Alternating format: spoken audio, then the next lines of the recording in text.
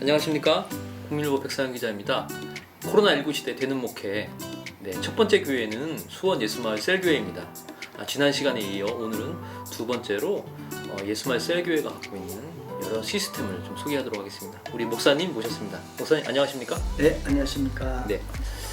자, 지난 시간에는 이제 우리 셀그룹 제자 양육을 통해서 교회 안에 있는 제자가 또 다른 제자를 낳고 또 예수를 믿지 않았던 사람이 이 교제를 갖고 변화된 다음에 또다시 자기가 또 제자를 삼는 그런 상황들에 대해서 설명을 드렸습니다. 자, 지금부터는 이제 복음 전파를 통해서 변화된 사람이 교회 안에 들어와서 이제 어떻게 또 다른 제자로서 커가는지에 대한 얘기를 좀 나눠보도록 하겠습니다.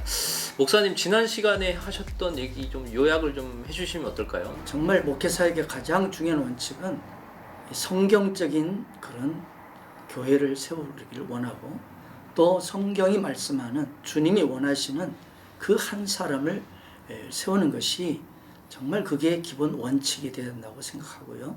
그런 면에서 하나님 나라를 아름답게 세우기 위해서는 제가 첫 시간에 정말 한 영혼들이 오면은 단지 예배드리고 봉사하는 그런 정도의 성도가 아니라 정말 하나님 나라 가치가 될 수 있도록, 세상 가치에 휩쓸려 사는 그들이 하나님 나라 가치로 변화시키는 작업, 그리고 더 나아가서는 그러면 하나님 나라 가치로 변화시키는 그런 어떤 시스템과 그 헌신할 수 있는 그런 정확한 훈련, 교제가 있어야 된다는 것.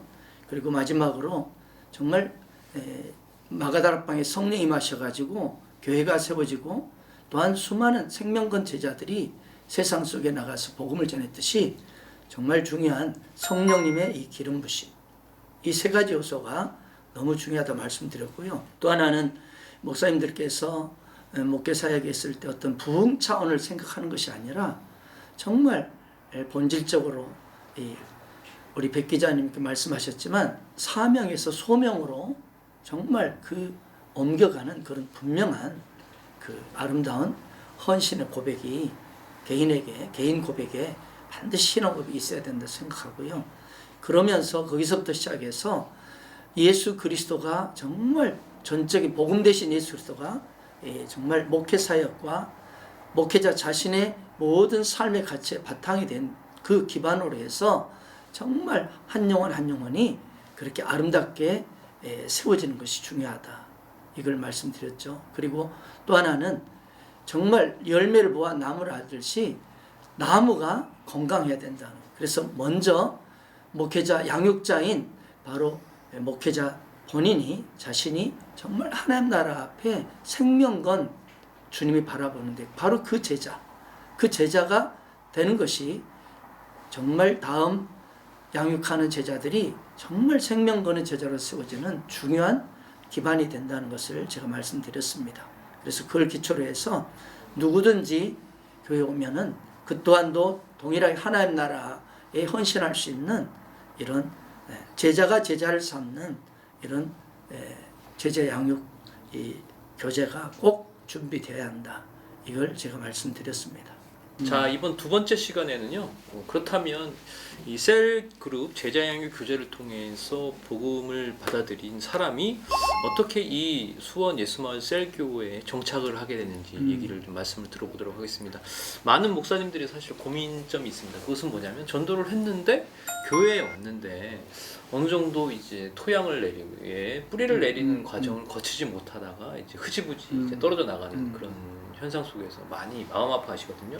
목사님, 이 부분을 어떻게 극복을 하셨습니까? 셀그룹 제자 양육은 평신도들이 그들이 있는 현장, 삶의 현장에서 직장이나 캠퍼스나 또 사업장이나 아니면 각 아파트나 관계되어 있는 그 현장에서 원래 관계가 맺어진 그 사람들을 대상으로 해서 귀한 이 양육을 하는 이런 교제입니다.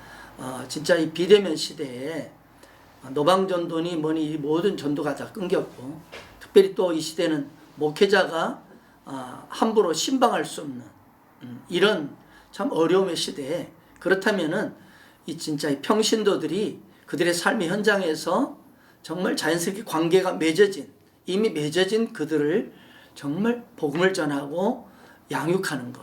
그게 바로 그 현장이 교회예요. 이게 바로 초대교회의 그 집집마다 아름다운 그런 모임을 통해서 하나님 나라 확장됐듯이 그런 너무나 중요한 그 기초가 되는 이 교제가 저는 이 셀그룹 제자양이라고 확신하고, 또 실제로 현장 속에서 우리 교회 성도들이 이런 현장을, 교회들을, 수많은 영혼들을 각 초소에서, 사무실에서, 카페에서, 캠퍼스에서, 그들의 현장에서 실제로 그들을 양육하고 예배하는 그런 교회들이 지금 들풀처럼 현장에서 세워지고 있습니다. 그런 면에서 이제 관계가 맺어지고 또 아름답게 그들이 이제 양육을 통해서 예수님을 영접하고, 정말 나도 이제 교회, 여기 교회에 대한 또 왜 교회 생활이 중요한지 나오거든요. 그러다 보면 자연스럽게 교회에 대한 이 마음을 갖게 되고 한번 나도 예배에 들어보고 싶다라는 그런 소원들이 자연스럽게 양육을 일어나거든요. 그러면 이제 교회로 그들이 오게 되면 교회 현장에서 직접 예배로 끌기도 하지만 또 하나의 중요한 전 단계인 이 해피브릿지라는 중그룹 영혼 초청잔치 있습니다. 코로나19 시대 대나무교회 특징이 이제 나오기 시작합니다. 많은 교회가 이제 전도를 해서 성도가 온다면 사실은 이제 형식적인 새신자 교육에 그치고 인도자가 이제 관심을 가져주다가 이제 시간이 지날수록 흐지부지 되는 경우가 많습니다. 그렇다 보니까 교회 처음 나온 사람들 입장에서는 이런 선입견을 갖게 됩니다. 오해를 갖게 됩니다. 뭐냐면 처음에는 뭐 간슬개라도 다 빼줄 것처럼 하더니 이제 와서는 뭐 관심도 안 가져주고 뭐 어떻게 하라는 말이냐 이런 상황에 있는데, 수원 예수마을 셀교회는 이 쉬운 복음 전도 교제를 통해서 복음을 전하고 교회에 왔을 경우 그 영혼이 쉽게 교회를 떠나지 않도록 이제 해피브릿지라는 어떤 정착하는 중간에 어떤 브릿지 역할을 하는 공간을 그렇습니다. 거죠. 교회로 정착을 잘 할 수 있는 그런 브릿지 역할을 하는 그런 초청 잔치가 이 해피브릿지입니다. 네. 좀 더 구체적으로 목사님 설명해 주시죠. 해피브릿지. 이 해피브릿지는 이제 셀그룹 제자 양육이나 또 각 처소에서 이 오픈셀이 있거든요. 예를 들면 이 축구 동아리, 또 아니면 당구, 또 아니면 뭐 양초 만들기, 이런 어떤 여성들이나 또 청년들이 좋아하는 모임을 자연스럽게 갖습니다. 이게 이제 오픈셀이거든요. 그리고 이제 거기서 관계를 맺는 거죠. 그렇게 해가지고 드디어 이제 관계가 맺어진 사람들과 함께 양육하기도 하고요. 이제 이렇게 이제 더 친밀해지죠. 말씀이 들어가고 나면. 그러면 이제 교회에 오고 싶어 합니다. 그러면 자연스럽게 교회 안에 예배당이 아닌 별도의 어떤 소그룹실에서 해피브릿지라는 초청잔치를 7주간을 갖습니다. 그래서 이때는요, 이 교회에 대한 관심이 있고 또 이렇게 함께 친밀하게 교제를 맺어보고 싶은 그 사람들이 이제 오면은 막 마음껏 환영해주고, 그리고 나서 최고의 식탁을 그들에게 제공해 줍니다. 그래서 맛있게 만찬을 베풀고, 그 다음에 먹고, 그 다음에 재밌는 어떤 특순 꽁트도 보여주고, 그렇게 하고, 그 다음에 이제 우리 평신도 중에서 그 삶의 간증이 있는 그 사람이 나와서 자신을 간증을 하면서 자연스럽게 아주 짧게 아주 복음을 전합니다. 그렇게 하고 그 다음에 소그룹으로 서로 오늘 그 이 간증과 또 식탁 교제를 통해서 뭘 느꼈는지 하는 소그룹으로 나눔 시간을 갖고 그리고 끝냅니다. 그러니까 대략 식사 시간 포함해서 1시간 반 정도 갖는 그런 영혼을 더 깊숙이 교회 안으로 정착할 수 있도록 끌어들이는 통로가 바로 해피브릿지입니다. 7주짜리입니다. 네, 말씀을 듣다 보니까 오늘의 교회가 과거 특화된 핵심 계층, 특화된 계층을 타겟팅했던 그런 특화된 전도 전략이 생각나는데요. 결국 이제 전도 축제의 개념 아니겠습니까? 그렇습니다. 근데 이게 좋죠. 계층, 즉 이제 뭐 엄마면 엄마, 아니면 30대면 30대, 40대면 40대, 40대 가장, 50대 가장, 뭐 이런 특화된 계층을 통한 맞춤 전도의 개념이 아닌가 싶은데요. 어떻게 봐도 될까요? 그 오늘의 교회는 이제 진짜 맞춤 그 대상들, 특화된 계층들만 타깃으로 한다. 우리는 어떤 청년 그룹, 또 이제 장년 그룹 이렇게 예, 연령별로 이제 일종의 맞춤이라 할 수 있게 좀 더 포괄적이라 할까요? 네. 그런 어떤 초청 잔치를 할 수 있습니다. 그러면 이게 분기별로 열리는 행사입니까? 그렇습니다. 지금 코로나 때문에 올해는 뭐 어떻게 꼼짝 못했지만 최소한 1년에 2차례 합니다. 네, 2차례 정도. 네, 예스마을 셀교회 와보시면 아시겠지만 이 천장에 풍선이 달려 있습니다. 그리고 식당이 있고 홀이 있습니다. 이곳에서 이제 해피브릿지라는 행사를 통해서 교회에 오기에 이제 서먹서먹한 분들이 있죠. 아주 자연스럽게 교회로 인도하는 역할을 하는 말 그대로 중간 다리 역할을 하는 행사라고 보시면 되겠습니다.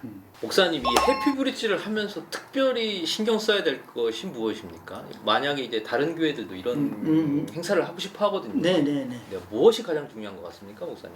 제일 먼저 이 해피브릿지에서 중요한 우리의 그 사역의 초점은 영혼들이 참 행복하다.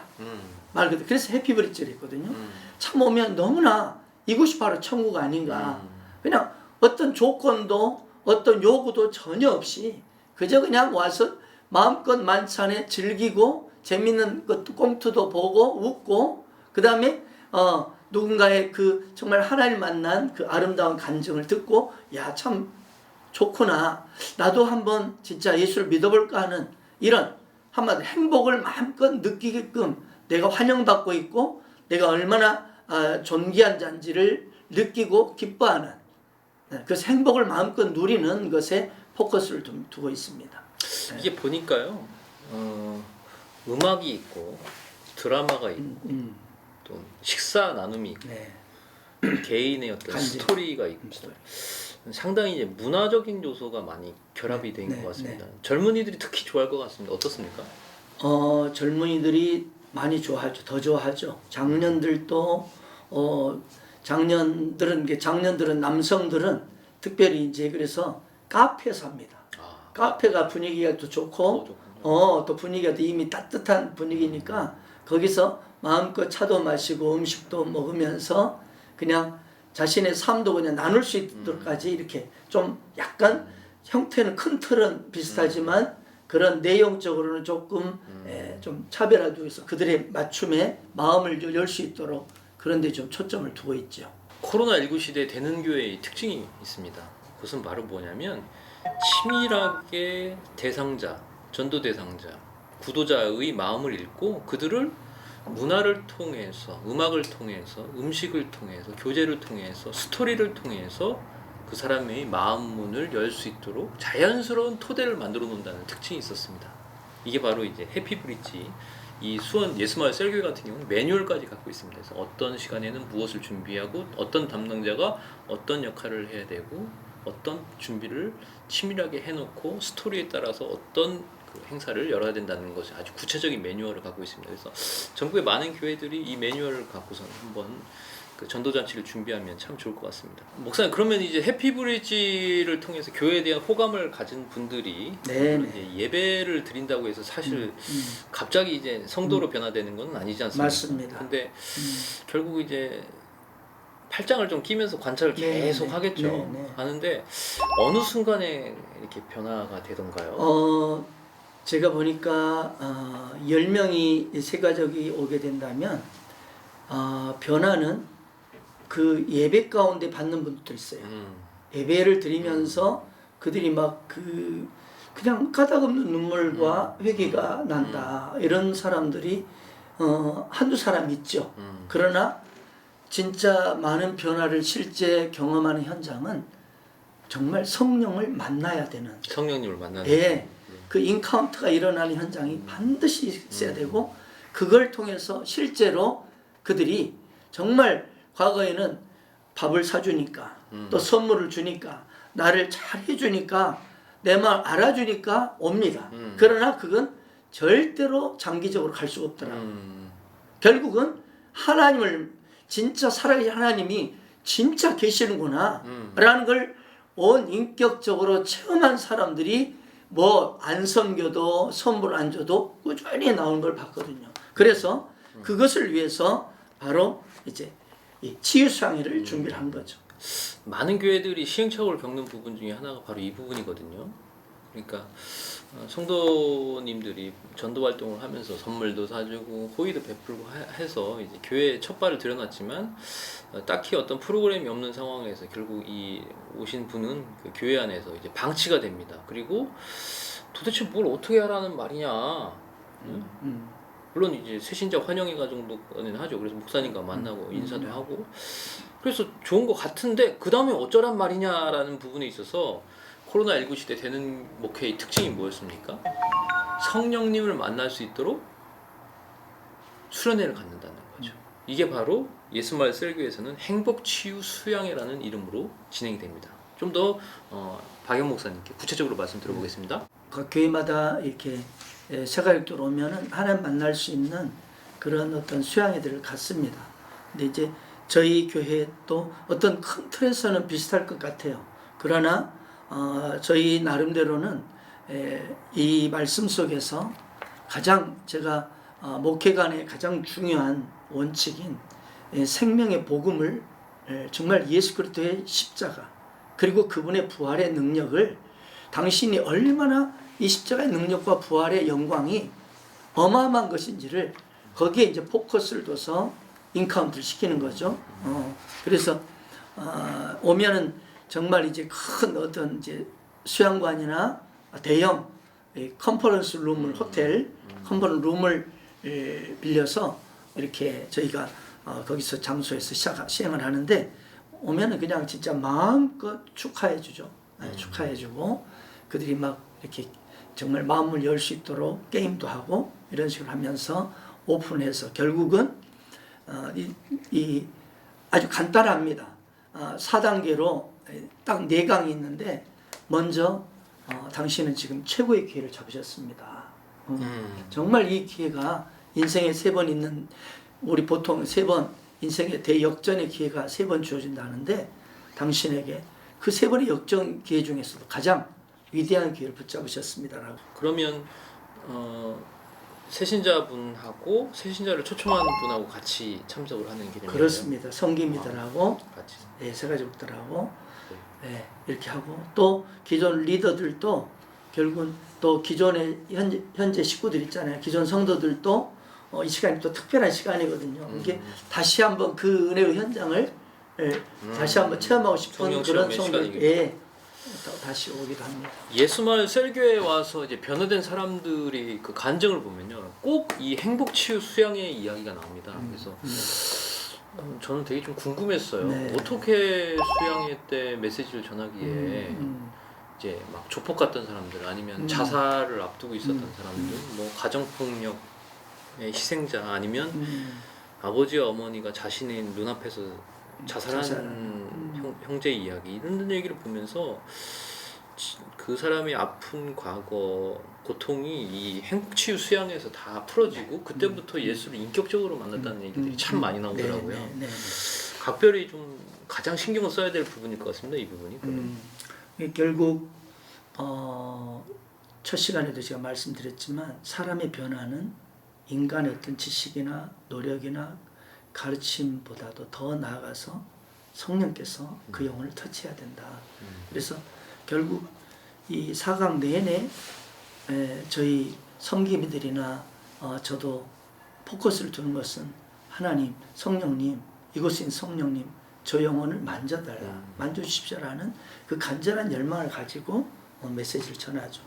결국 하나님을 인격적으로 만나는 핵심은요, 십자가더라고요.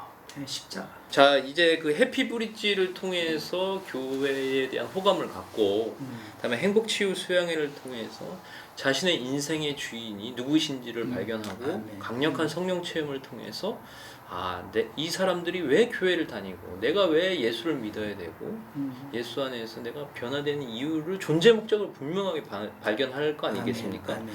그 다음 단계가 이제 믿음의 삶이죠, 목사님. 네, 이 행복수양회가 실은 저희 제자학교 입학 수양회라고 말합니다. 제자 훈련을 받는. 네, 왜냐하면 제자 훈련을 하면서 느꼈던 것들이 이 많은 목사님들도 공감하고 있습니다. 그게 뭐냐면 훈련을 해도 변화가 되지 않는다.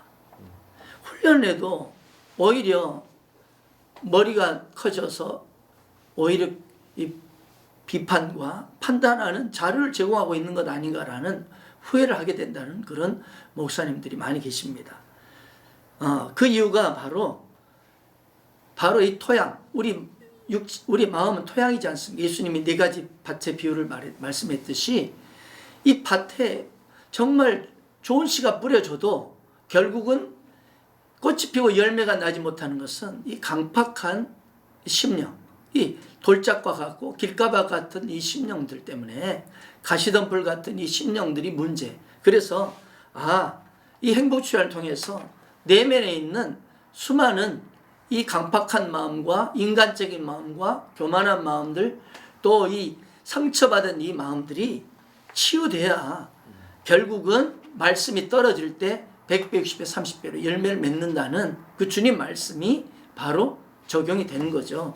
그래서 이 행복주야에는 말 그대로 십자가, 당신을 얼마나 주님께 사랑하셨기에 이 골고다 길을 가셨는지, 처절히 찢긴 바 됐는지 이 십자가를 그들에게 심겨줄 때 그들이 강팍한 마음들이 녹아지고 수많은 상처와 아픔들이 치유되는 것을 보았습니다. 그러면서 드디어 이제 토양이 옥토가 된 이 가시덤불과 엉겅퀴가 제거되고 돌짝밭들이 제거된 이 심령밭에 훈련 받으면서 말씀이 떨어지니까 정말로 견고하게 세워지는 거죠. 그래서 행복주야가 너무 중요합니다. 네. 그죠? 이거 없이 이 그냥 교재만 가지고 양육하게 되면 마치 강팍한 것에 씨를 뿌리면 똑같습니다. 변화도 없고 오히려 나중에는 막 지루하다느니 나중에는 그냥 아예 안아버립니다. 안아버려. 이런 것들을 많이 경험하면서 정말로 먼저 본질적으로 마음밭을 귀경하는 이 행복주야가 너무나 중요하구나. 그래서 이걸 저희는 제자학교 입학 수양회라고 말하는 것입니다. 네, 코로나19 시대 되는 목회 특징이 있습니다. 강력한 성령 체험.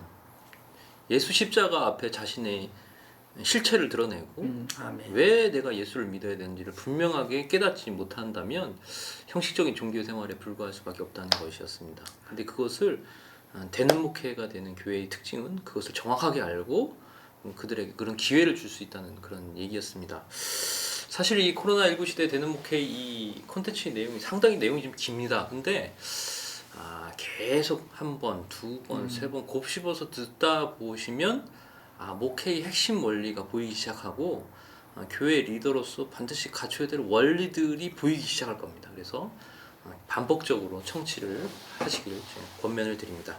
자, 그 다음에 이제 그 수양회 이후에 이제 본격적으로 제자 훈련에 들어가죠. 제자학교 입학해서. 이건 이제 단순히 지적 전수가 아니죠, 목사님? 네, 그렇습니다. 아까 1강 첫 시간에도 말씀드렸지만 정말 단지 지식 전달과 어떤 내용 전달의 그런 어떤 가르침 현장이 아니라, 양육 훈련 현장이 아니라 정말 마음과 마음이 오갈 수 있도록 오픈하고, 그 다음에 그들의 마음도 들어주고 그들이 일주일 동안에 어떤 삶을 살았는지 체킹하고 또 멘토링 해주면서, 그러면서 이제 그들의 마음에 필요한 것들을 이 과를 진행하면서 하나하나 넣어주는 거죠. 이 믿음의 삶, 이거는 이제 일종의 신앙의 기초를 탄탄히 하는 과정인데, 여기에 기본적인 하나님, 삼일체 하나님이 누군지, 하나님, 그 다음 성부 하나님, 예수님, 그 다음에 성령 하나님, 그리고 나는 과연 어디서 왔으며 또 내가 예수 그리스도를 믿는다는 것이 어떤 의미인지, 이런 것들을 전반적으로 기초가 되는 내용들을 좀 더 구체적으로 이 셀그룹 제자교육은 간단하게 그들에게 어떤 단순하게 쉽게 설명을 해줬다면, 이 부분은 보다 구체적으로 하나하나 세밀하게 하나하나 설명해주고 가르쳐주는 그런 내용을 할 수 있습니다. 그럼 이제 목사님이 직접 가르쳐 주십니까? 아니면 리더들이 가르쳐 줍니까? 저는 우리 담임 목사님들에게 꼭 말씀드리고 싶은 게 있어요. 제자 훈련은 반드시 담임 목사가 해야 됩니다. 물론 설교 준비, 신방, 기타 행정 많은 일과들이 담임 목사에게 밀려옵니다. 그러나 우리의 목회자의 본질은 한 영혼을 살리고 제자 삼는 것이 본질이지 않습니까? 따라서 그것들이 이 제자 훈련의 영역을 범하면 안 되거든요. 그리고 또한 부교육자들이 훈련하게 되면 성도들이 부교육자가 훈련하는 그 메시지의 어떤 파워나 어떤 그 선포와 이 관계식과 담임 목사가 양육하고 선포하고 전하는 메시지의 이미지가 이 그들이 받는 어떤 심령의 어떤 자세가 차이가 큽니다. 부교육자는 언젠가는 또 이렇게 파송돼서 교회를 개척해 나가야 될 사람이고 그렇기 때문에 유동적입니다. 그러나 담임 목사는 성도들과 늘 함께 동행하는 그런 구조가 되기 때문에 정말 담임 목사가 성도들과 함께 마음을 나누고 그리고 삶을 나누고 심지어 자기의 어떤 연약함까지 드러내면서 정말 그들에게 말했을 때 진짜 하나하나 그 담임 목사 하나가 될 때의 그 끈끈함과 이 어떤 능력은요, 교회의 어떤 건강함은 이 부교육자와의 관계 속에서 맺어지는 어떤 관계식보다도 비교할 수 없이 교회는 탄탄해지고 또한 든든해집니다. 그래서 담임 목사님께서 아무리 사역이 많고 바쁘시더라도 꼭 담임 목사님께서 이 제자훈련 하기를 정말 요청드립니다. 코로나19 시대 되는 목회의 특징이 있네요. 뭡니까? 담임 목사님이 직접 제자를 양육해야 된다는 것입니다.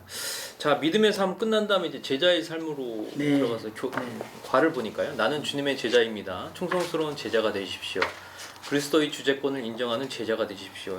쭉 이제 제자 훈련과 관련된 내용들입니다. 보니까요. 신론, 교회론의 어떤 성령론, 기본적인 신학적 토대를 세팅을 하고 그 이후에 제자의 삶을 덧입히는 개념이네요. 그렇습니다. 그동안에 제가 이렇게 훈련하면서 지켜본 그 결과가 뭐냐면 이 3학기가 있지 않습니까? 믿음의 삶, 제자의 삶, 그 다음 리더의 삶이 있는데 진짜 성도들이 하나님 나라 앞에 교회 공동체의 어떤 비전 앞에 정말 하나님 나라 가치가 실제적으로 임하는 현장이 바로 이 제자의 삶입니다. 이때 가장 많은 충격을 받습니다. 가장 많은 이 변화, 이 신앙의 패러다임의 변화가 급격히 일어나는 단계가 제자입니다. 여기서 모두가 대부분 거꾸러집니다. 마치 사도 바울이 다메섹 도상에서 주님 만나서 거꾸러진 것처럼 이 제자도가 들어가면서 자신들이 거꾸러지면서 주님께 전적으로 헌신하게 됩니다. 그래서 이 제자의 삶이 정말 중요하고도 너무나 귀한 단계입니다. 믿음의 삶은 이제 신앙의 기초와 함께 어떤 기초를 다지는 어떤 그런 현장이었다면 이거는 하나님 나라 앞에 내 삶을 헌신케 만드는 너무나 중요한 이 과가 이게 제자의 삶 교제입니다. 가만히 말씀 듣다 보니까요. 이제 전도를 통해서 예수를 믿게 된 사람이 전도 축제를 통해서 해피브리지를 통해서 교회에 대한 잘못된 인식 혹은 부담감을 누그러뜨리고 그다음에 수양회를 통해서 강력한 성령 체험을 하게 도움을 줍니다. 그리고 믿음의 삶을 통해서 훈련을 통해서 기본적으로 교회 안에서 갖춰야 될 신학적 소양들, 기본적인 지식들을 세팅을 하고 그 위에 제자의 삶에 대해서 이제 어떤 그 그림을 그려주는 그런 개념입니다. 보니까요. 근데 많은 교회가 사실은 그 전도를 했을 경우 뭐 전도 축제까지 하고 그다음에 알파 코스와 같은 행사를 통해서 교회 일원이 되기까지는 하는 데는 노력은 하지만 사실상 그분들이 꼭 알아야 되고 꼭 만나야 될 예수님을 만나는 어떤 구체적인 로드맵을 사실은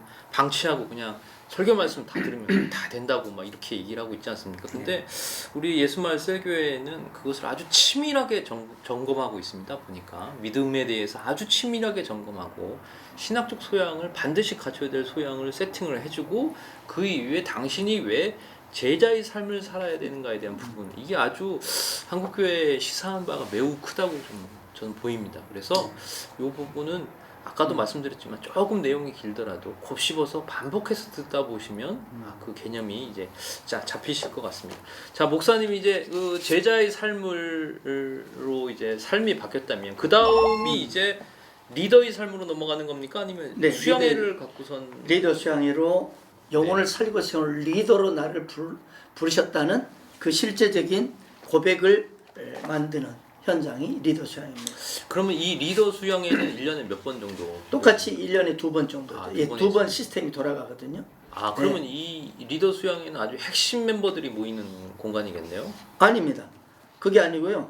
리더들도 참석을 합니다. 왜냐하면 리더로서의 부르심을 다시 한번 확증받고 본인이 결단하는 시간이 되지만 기본 대상은 제자의 삶을 마친 자들입니다. 아, 그러면 그러니까 하나님 나라 앞에 자신을 헌신한 자들에게 네. 이제 당신은 리더로 이 땅 가운데 당신을 영혼을 살리고 세울 리더로 부르셨습니다.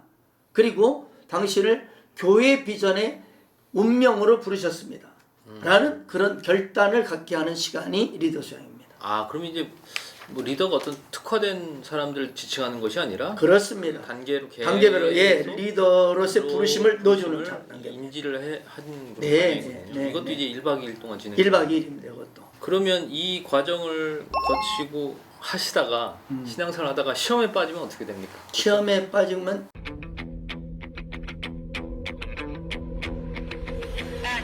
이제 탈락을 합니다. 네, 그럼 어떻게 되세요? 탈락하면은 탈락한 그 지점에서 다시 돌아가서 네. 가령 예를 들어서 제자의 삶에서 탈락을 했다.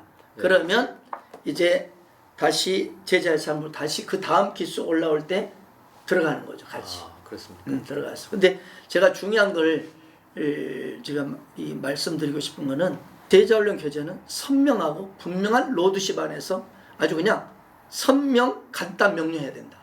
그동안에 제가 제자훈련 교재들을 많이 접해봤잖아요. 그러니까 막 일종의 보면 따발총식으로 막 여기서 그냥 쏴대는 거예요. 어떤 타켓이 없이 백화점식 나요. 백화점식으로 막 나열해가지고 이것도 주고 저것도 주고. 그런데 그게 아니라 정말 한 영혼이 이 주님 앞에 돌아오게 해서 그 사람을 단지 그냥 종교인이 아니라 하나님 나라 앞에 또 다른 영혼을 살리고 세우는 그 하나님 나라의 리더로 세우는 것, 제자로 세우는 것이 분명히 거기에 타켓이 돼야 되겠구나.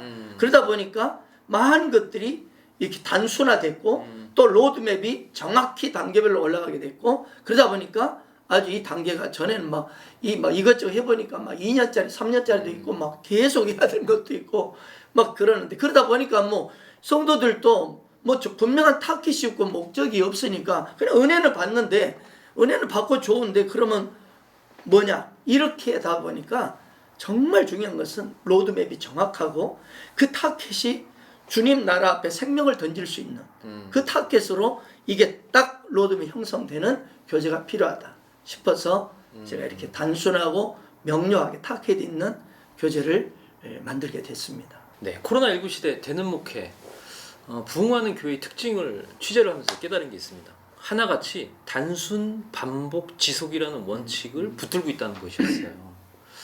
너무 나열하거나 백화점식으로 막 산만하게 하는 것이 아니라 성도로서 반드시 지켜야 할 원칙을 너무도 선명하게 보여주시면서 만약에 시험에 들거나 어려움에 빠져서 환난 중에 있으면 또다시 원점으로 돌아가서 단순하게 반복하면서 지속하면서 그 성경적 원칙, 예수님의 메시지가 머리가 아닌 가슴이 아닌 골수까지 들어가는 그런 반복의 과정을 통해서 아예 머릿속에 각인한다는 그런 느낌을 제가 받았거든요. 역시 마찬가지로 수원 예수마을 셀교회에서도 똑같은 원리가 적용이 되고 있습니다. 목사님, 이제 그 사람이 이제 변화돼서 또 리더의 삶으로 들어가잖아요. 네. 이제 리더 수양을 통해서 본인이 난 단지 예수 믿고 구원받고 행복한 그런 삶에 사는 그룹을 그치는 것이 아니구나. 정말 하나님이 기뻐하는 삶, 정말 주님이 마지막 남긴 지상 대명령, 너희는 가서 모든 민족으로 제자를 삼으라는 그 선명한 부르심 앞에 정말 말 그대로 사명에서 넘어서서 소명으로 드디어 그 현장을 직접 주님부터 가슴으로 받는 현장이 바로 리더 수양입니다. 더불어 리더 수양에는 바로 이제 내가 한국의 6만 개의 교회 중에 바로 이 한 개 교회인 바로 우리 교회에 왜 하나님이 부르셨는가, 이건 분명히 수많은 세가족들이 몰려오지만 결국 내가 정착해서 여기까지 온 것이 하나님이 당신을 이 교회 운명으로 교회 비전에 당신을 초청하고 부르셨습니다. 그래서 마지막 시간에는 교회 비전에 헌신하는 서약서를 갖습니다. 그러면서 내가 섬기는 우리 예수 말씀을 내 인생은 끝까지 생명 걸고 담임 목사님과 사랑하는 성도들과 사랑하는 선배 우리 이 졸업생들과 함께 내가 이 길을 가겠습니다라고 서약하는 서약식을 갖습니다. 이때가 제가 전부 막 감격으로 눈물 흘리고 그리고 그 서약한 그들을 막 축복해주고 이제 당신은 평생 동역자 됐습니다라는 감격 현장으로 막 그때가 막 전부 막 울고 막 눈물로 사인하고 막 그러죠. 자, 이제 리더의 삶 구체적으로 좀 말씀을 좀 더 네. 좀 해주시죠. 네. 리더의 삶을 통해서 이제 평신도 리더로서 이제 확실하게 세워지는 거죠. 거의 네, 이제 그렇습니다. 이 정도까지 가면 거의 부교육자 수준 되는 거 아닙니까? 우리 교회 졸업생 한 명 정도는 일반 교회 전도사급이라고 합니다. 교회에 대한 자부심이 대단하시군요, 네. 목사님. 네. 자, 이런 단순하고 반복적이고 지속적인 훈련을 통해서 한 명의 리더, 제자를 키워내는 탁월한 그런 과정을 갖고 계시고 또 강력한 성령 체험을 통해서 한 사람이 제자로 변화되고 있었습니다. 그리고 리더십을 가지시고 네. 이 사역을 또 진행하고 계신데요. 네. 제가 이제 취재하면서 발견한 또 다른 또 아주 흥미로운 사실이 있었습니다. 그것은 바로 뭐냐면 이 교회의 부교육자는 이 교회의 리더 출신이라는 사실이었어요. 똑같은 스피릿, 하나의 마음, 하나의 뜻을 갖고 뛰는 부교육자가 너무 중요하다는 것을 이 교회가 인지를 하고 평신도 중에 소명을 갖고 있는 사람을 부교육자로 키운다는 것이었습니다. 목사님 설명을 좀 해주시죠. 네, 목사님들께서도 충분히 공감하실 영역일 것입니다. 오늘날 신학교만 나오면 목사 안수를 받고 교회를 세웁니다. 그러다 보니까 사실 현재 한국교회 상황이 어떻습니까? 거의 60%가 개척교회입니다. 그리고 300명 이상의 교회는 10%도 안 된다고 그러죠. 결국 무슨 말이냐면 은혜 받았다고 그냥 하나님 앞에 신학교를 가서 목회자 된 겁니다. 그러다 보니까 본인은 본인대로 힘들고 가정은 가정대로 힘들고 영혼들은 영혼대로 힘들고 그래서 이게 아니구나. 정말 열매를 맺는 그 사람을 신학을 하게 해서 진짜 탁월한 사역자로 삶을 살아내게 하는 것이 중요하겠구나 싶어서 저희는 이제 이 리더급들 중에서 정말 사역을 탁월하게 잘하고 그들이 열매로 검증된 자를 좋은 나무로 주님께서 인정해 주셨구나 생각하고 그들을 신학을 하게 합니다. 그렇게 함으로써 자연스럽게 담임 목사인 저와 함께 왜 저의 제자이기 때문에 또 저로부터 검증받았기 때문에 또 저에 대해서 너무나 잘 알고 있기 때문에 마음이 딱 한 마음이 돼서 한 비전 안에서 신학을 하게 되니까 교회가 흔들림 없이 아무리 어떤 성도들이 와서 이렇게 휘저는다 할지라도 이 교역자들이 탄탄하게 딱 울타리를 치고 있기 때문에 변함없이 하나님 원하는 그 꿈을 향해서 여기까지 올 수 있었습니다. 아마 이것이 교회마다 정말 필요한 그런 스피릿이 아닌가 이런 생각을 해봅니다. 코로나19 시대 되는 목회 현장을 찾아서 목회자와 인터뷰를 하고 있습니다. 어떠십니까? 목회의 핵심 노하우들이 너무도 선명하지 않습니까? 한국교회 많은 목회자분들이 또 다른 제2의 소명을 발견하고 목회 현장에서 평신도와 함께 제자 양육에 나선다면 한국교회는 더욱더 건강해지는 계기가 될 것 같습니다. 그런 면에서 코로나19는 하나님께서 우리에게 주신 놀라운 기회라고 저는 봅니다. 우리 목사님 긴 시간 동안 이제 저번 시간이에요. 오늘도 말씀해 주셨는데요. 짤막하게 마지막 말씀해 주시고 이제 마치도록 하겠습니다. 네. 미국의 세들백 교회 리 워렌 목사님이 이런 말씀을 하셨지요. 건강한 교회는 정말 숫자적인 것에 있는 것이 아니라 재정의 능력이 아니라 얼만큼 성도들이 세상 속에서 파송돼서 하나님 나라를 세워가는 삶을 살고 있는가, 그만 얼마나 그런 성도들이 많은가. 근데 사실 우리 목회자의 저도 그렇고요, 숫자에 너무나 많이 휘둘리고 있고 거기에 우리도 연연하고 있습니다. 그러나 정말 주님이 바라는 교회, 주님이 바라는 그 목회자가 누구일까요? 정말 한 영혼이 주님 앞에 아름답게 정말 세워져서 함께 하는 나를 위해서 수고하고 헌신하다가 함께 주님 앞에 서는 것, 그들이 기쁨의 면류관인 그런 영광스러운 현장에 우리가 세우는 것이 최종 목적이라고 확신합니다. 따라서 숫자에 너무나 연연한 이 시대, 저 역시도 거기에 100% 완벽할 수는 없지만, 그러나 저의 그동안에 나 같은 42살의 저를 부르신 하나님께서 정말 숫자가 아니라 하나님 앞에 섰을 때, 성도 한 사람 한 사람이 그날 주님 앞에 섰을 때, 목사님 감사합니다, 제가 이렇게 주님께 칭찬받을 수 있도록 저를 훈련시키시고 하나님과 같이 앞에 내가 인생을 드릴 수 있도록, 그래서 이렇게 주님 앞에 서서 그 칭찬과 영광과 상급을 받게 하시니 감사합니다. 그런 성도들을 세우기를 원하고, 그 성도들이 그날 얼마나 담임 목회자를 향하여 감격하고 기뻐하겠습니까?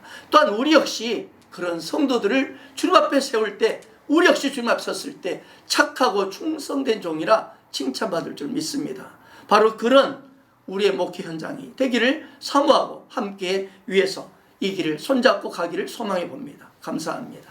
네, 지금까지 코로나19 시대 되는 목회, 우리 예수마을 셀교회 박용 목사님과 말씀을 나눴습니다.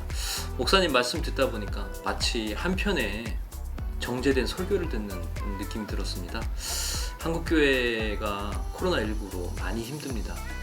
보다 본질적인 사역에 집중한다면 코로나19는 분명 우리에게 기회가 될 것입니다. 목회의 코로나19 시대 위기 속에서도 되는 목회 현장을 찾아서 목회 노하우를 더욱더 많이 보여드리도록 하겠습니다. 많은 교회가 함께 이 길에 동참했으면 좋겠고요. 많은 교회가 더욱더 건강해졌으면 좋겠습니다. 목사님, 장시간 동안 귀한 말씀 주셔서 감사합니다. 앞으로도 우리 국민들과 함께 해주시고 백서연TV 힘써 알려주시기 바랍니다. 아멘. 감사합니다. 감사합니다. 네, 감사합니다.